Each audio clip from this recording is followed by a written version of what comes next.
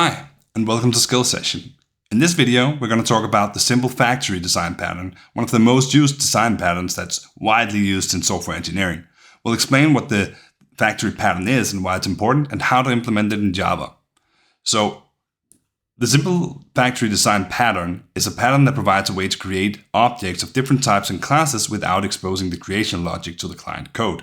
So instead of using a constructor class, a constructor method, you have this factory class that can do multiple different things depending on how exactly you want the object to look when you're done with it. This can be useful when you need to manage the heterogeneity, variability, or complexity of your program, and you want to centralize the creation of objects in a separate class or method, which could simplify the code and make it more maintainable. In this model, we see a factory pattern demo, which is where we actually get the shape that we want. So in order to get a shape, we won't go for the shape class directly. We'll create an instance of the shape factory and say get shape. Now, we might add some parameters to that to say which shape it is that we want, what color we want the shape to be, or whatever properties it is that we want to add to this. But the idea is that the resulting shape comes from the shape factory.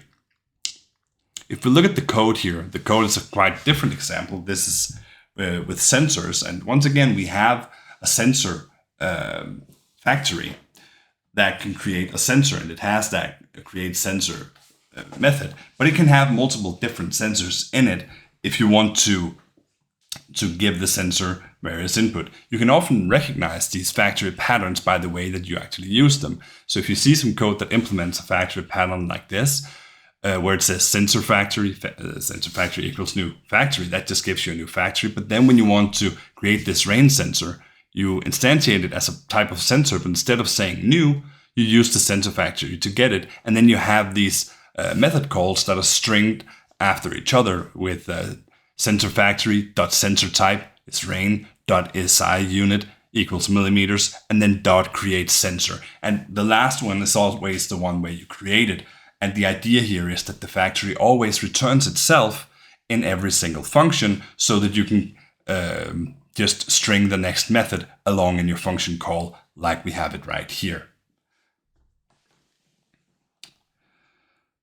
And that's it for the factory pattern. I hope you found it helpful and informative. And if you have any questions, just leave them in the comments below and I'll try to help you out. Don't forget to subscribe to get all of these videos on design patterns.